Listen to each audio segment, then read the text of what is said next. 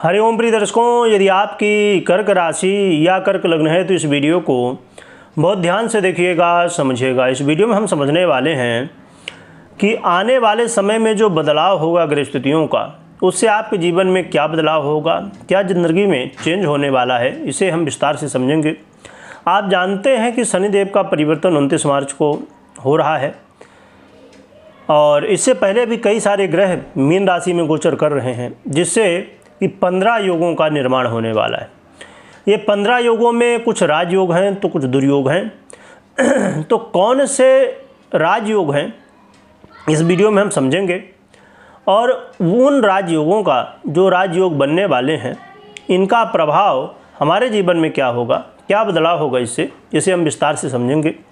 Video को पूरा देखिएगा क्योंकि अधूरी जानकारी विष के समान होती है, इसलिए आपको वीडियो को पूरा देखना चाहिए। चलिए जानते हैं। देखा जाए तो 29 मार्च को शनि का परिवर्तन होगा। इससे सभी योगों में अलग प्रभाव होंगे और 29 मार्च को आप जानते हैं कि 6 ग्रह एक साथ रहने वाले हैं, जिनसे अलग अलग योगों का निर्माण होगा, जिसमें चंद्रमा भी रहेंगे। परंतु हमने चंद्रमा से निर्मित योगों की चर्चा इसमें नहीं की है।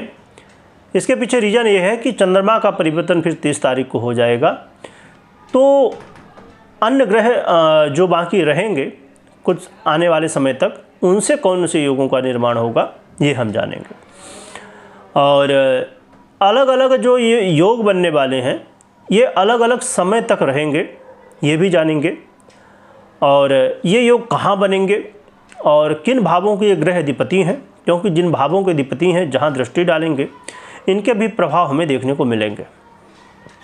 साथ में एक चीज़ भी और भी मुख्य रूप से ध्यान रखिए कि इस वीडियो में हम राजयोगों की खाली चर्चा करेंगे, परंतु आने वाले समय में जल्द ही हम दुर्योगों की भी चर्चा करेंगे, जिससे आपको दोनों को समझना चाहिए। यदि आप राजयोग की वीडियो देख रहे हैं तो फिर आप कनेक्ट रहिए, जुड़े रहिए, और दुर्योगों की भी वीडियो आएगी, उनका क्या प्रभाव होगा वो भी अवश्य समझिएगा। जिससे हमें यह समझ में आएगा कि ये जो राजयोग हैं इनमें कौन कौन सी बाधाएं उत्पन्न हो सकती हैं, जिससे हम बच सकते हैं, कैसे बच सकते हैं, ये भी हम सब कुछ आगे फिर जानेंगे। तो कर्क वालों के लिए जो योग बनने वाले हैं ये आपके भाग्य भाव में बनेंगे, क्योंकि सभी ग्रह मीन राशि में रहने वाले हैं। तो आपके भाग्य भाव में, नवम भाव में ये सभी योगों का निर्माण होने वाला है। और देखा जाए तो कौन से योग हैं, आइए जानते कौन से ग्रह से बनते हैं। आइए समझते हैं योगों को। तो सूर्य और बुध से बुधादित्य योग का निर्माण होगा। सूर्य और शुक्र से निर्मित होने वाला बड़ा ही दिव्य योग जो कि वैभव योग कहलाता है, इसका भी निर्माण होगा। बुध और शुक्र होंगे जिससे कि लक्ष्मी नारायण योग का निर्माण होगा। बुध के साथ में शनि भी होंगे जिससे कि व्यापार योग का निर्माण होगा, और शुक्र और शनि भी होंगे जिससे कि सुंदर भार्या योग का निर्माण होगा। तो ये 5 योग बनने वाले हैं। पर जैसे मैंने कहा कि इन योगों की अवधि है, कब तक ये योग रहेंगे, क्योंकि जब तक ये योग रहेंगे तभी तक इनके प्रभाव मिलेंगे। तो अलग अलग योगों की अलग अलग अवधि है, अलग अलग समय है। तो देखा जाए तो सूर्य का परिवर्तन 14 अप्रैल को हो जाएगा, जिससे कि जो बुधादित्य योग बना है और सूर्य और शुक्र से वैभव योग बना है ये पूर्ण हो जाएगा, क्योंकि 14 अप्रैल को सूर्य मेष राशि में चले जाएंगे।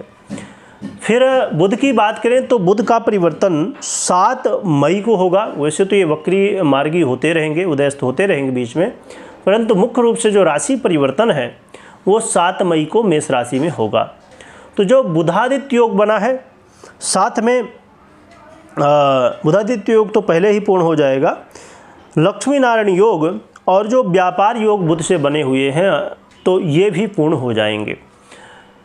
इसके अलावा शुक्र और शनि से जो सुंदर भार्या योग बना हुआ है ये जो है तो देखा जाए तो 31 मई तक शुक्र रहेंगे मीन पर, तो ये भी फिर 31 मई के बाद पूर्ण हो जाएगा। और यहाँ पर राहु का भी प्रभाव होगा, जो कि हम दुर्योग में समझेंगे आने वाले समय में, क्योंकि राहु 18 मई को परिवर्तन करेंगे। तो ये ग्रह जो कि आपको प्रभावित करने वाले हैं। अब देखा जाए तो ये जो ग्रह हैं, जैसे हम बात करें सूर्य की, तो ये आपके धने से हैं, और शुक्र महाराज भी आपके धनेश और सुखे से हैं, बुध आपके व्यय से हैं, और साथ में तृतीयेश भी हैं, शनि महाराज आपके सप्तमेश और अष्टमेश भी हैं। तो देखा जाए तो ये ग्रह इन अलग अलग भावों के अधिपति होकर और भाग्य भाव में गोचर करने वाले हैं। यहाँ पर ये थोड़ी विचारणीय तथ्य ये है कि जो कि योग जो भाग्य भाव में बनेगा बहुत अच्छी बात है, परंतु यहाँ पर बुध जो कि आपके व्यय से हैं और तृतीयेश है, तो इनका प्रभाव भी देखने को मिलेगा, क्योंकि शुक्र तो सुखेश और आयेश है तो ठीक है, और सूर्य भी ठीक स्थिति में है। शनि को एक बार भी देखें तो यहाँ पर ये आपके अष्टमेश भी बनते हैं। तो आइए आप समझते हैं कि इन सभी योगों का, राजयोगों का क्या प्रभाव देखने को मिलेगा। पर एक बात हमेशा ध्यान रखिए कि जो आने वाली वीडियो है उन्हें अवश्य देखिएगा, और योगों का बड़ा महत्व होता है। नॉर्मली कुंडली आप ग्रह स्थितियों को देखेंगे तो कुछ अलग प्रभाव होंगे, पर ये योग जो बनते हैं ना, इनके अलग प्रभाव होते हैं। चलिए जानते हैं। तो देखा जाए तो यदि आपके जीवन में कहा जाए कि आय को लेकर समस्याएं थी, धन आगमन को लेकर समस्याएं थी, पैसा आ नहीं रहा था, आप बहुत प्रयास कर रहे थे, तो ये समस्या दूर होने वाली है। पैसे की समस्या, फाइनेंस की समस्या धीरे धीरे सॉल्व होने वाली है। इसके अलावा ऐसे बहुत सारे काम होंगे जिनको आप करना चाहते हैं, परंतु कुछ न कुछ उसमें प्रॉब्लम आ जाती है, रुकावट आ जाती है, जिसकी वजह से मेहनत आप अपनी तरफ से खूब कर रहे हैं, परंतु कई बार भाग्य का साथ नहीं मिलता, तो जिसकी वजह से हमें सफलता नहीं मिलती। तो इसीलिए ये जो समय है कहीं न कहीं आपको साथ देने वाला समय है, भाग्य का साथ मिलने वाला समय है, जो कि आप ये भी जानते हैं कि आप ढैया से पीड़ित थे, तो अब ये ढैया भी पूर्ण होने वाली है शनिदेव के परिवर्तन से, तो ये और भी अच्छी बात है। और यदि आप विदेश से जुड़े हुए हैं किसी भी तरह, तो और ख़ासकर व्यापार को लेके विदेश से जुड़े हुए हैं, तो प्रॉब्लम यदि कुछ आ रही हैं या विदेश में अपने व्यापार की वृद्धि की तरफ आगे बढ़ना चाहते हैं, तो ये आपके लिए अच्छा मौका है, जो कि आपके व्यापार को बढ़ा सकता है, आपके व्यापार में ग्रोथ ला सकता है। इसके अलावा यहाँ पर एक चीज़ और भी समझने की बात है कि कई बार आपने देखा होगा कि ठीक है, काम खूब चलता है, खूब पैसा आता है, पर चला जाता है, रुकता नहीं है ना। पैसे की समस्या हो जाती है कि भैया पैसा तो खूब आ रहा है पर रुकता नहीं, पता नहीं क्या कारण है, कुछ न कुछ बेवजह की चीज़ों को लेके खर्च हो जाता है, बैंक बैलेंस यानी कि नहीं बढ़ पाता है। तो अब बैंक बैलेंस में भी वृद्धि होने वाली है। इसके अलावा देखा जाए तो आप अपने जीवन में यदि सुखों में कमी देख रहे हैं, सुखों में समस्याएं आ रही हैं, सब चीज़ें होते हुए भी सुख नहीं मिलता, लगता कि अभी कुछ अधूरा है ना, कुछ मिला नहीं है, तो ये जो है तो ये समय होगा जो कि आपके सुखों में वृद्धि भी करेगा।